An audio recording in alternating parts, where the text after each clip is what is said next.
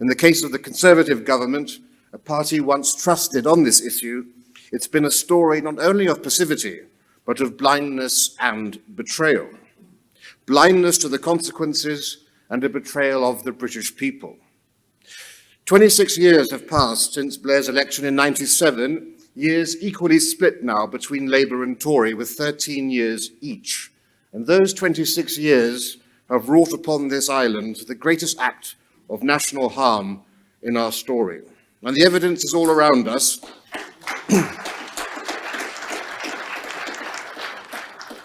The evidence is all around us, but let me put it bluntly. We've had more immigration to Britain in the past 2 decades than in the past 2,000 years combined. It's astonishing to contemplate.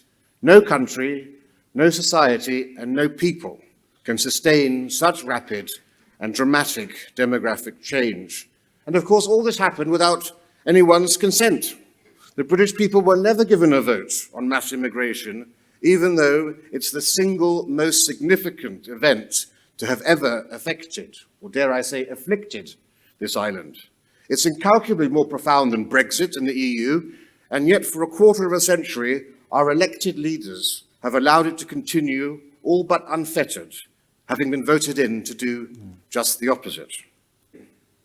As a result, in Britain today, the indigenous population, otherwise known as white British, is rapidly shrinking. In the 2001 census, 87.5% of the population of England and Wales identified as white British. By 2011, that figure had dropped to 80.5%, and by 2021, it was 74.4%. It's hard, perhaps impossible, to think of another example of an indigenous population of a majority country declining by 13% in the space of 2 decades. At the same time, the 2021 census results revealed that 42% of the 10 million foreign-born residents in England arrived in the last decade, and that's quite without precedent in our history. Here you can see the chart which shows the foreign-born population of Britain since the Great Exhibition of 1851, when it was 0.6%. It took 100 years to rise by 4%. To 1951. Then it took 50 years to jump by another 4%. But now that 4% increase happens every decade.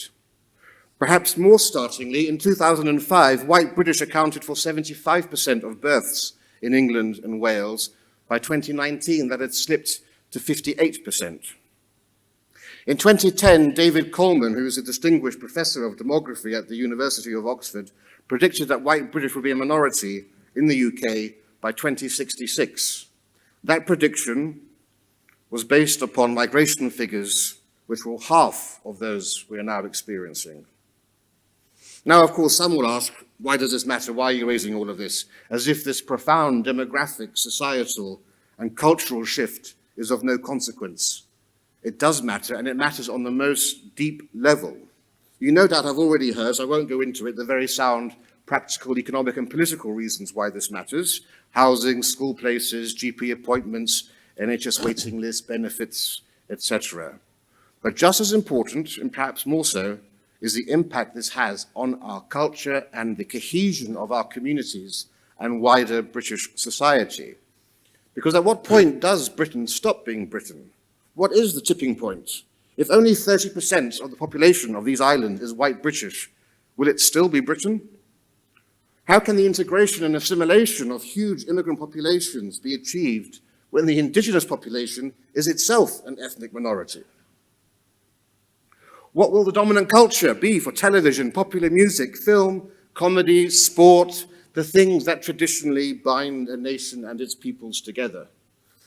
And what about social cohesion and the impact of mass migration on our local communities and indeed our ability just to go about and enjoy our daily life?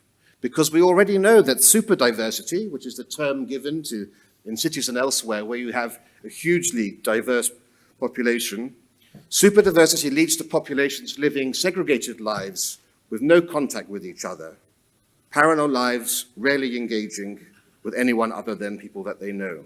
Superdiversity often leads to people being suspicious, not just of other cultures or ethnicities, but even of people from their own culture too.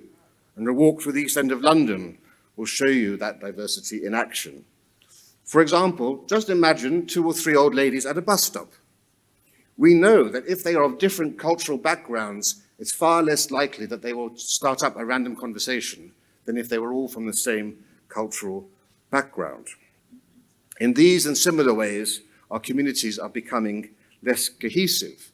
We know in Scandinavia, for example, which of course is very proud of its welfare state and its support for all people, that taxpayers are less happy to pay taxes for welfare when the people receiving the benefits don't resemble them.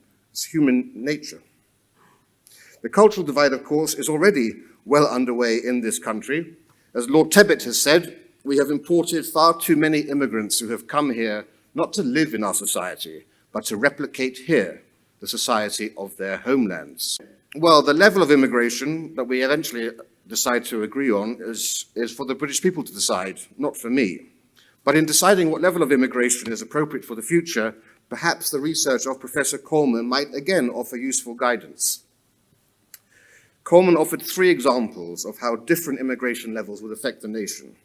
Remember, he said by the 2060s, the white British would be a minority if immigration continued at the 2010 level. But if you reduced it way down to 80,000, then white British would become a minority in 2080. If you use a cross-party group of MPs' recommendation of balanced migration, which basically means 1 out, 1 in, then the white British would become a minority at the end of the century. But even if we had a complete halt on migration, 0 migrants coming over, then by the end of the century, white Britons would be the majority, but only with around 70% of the population.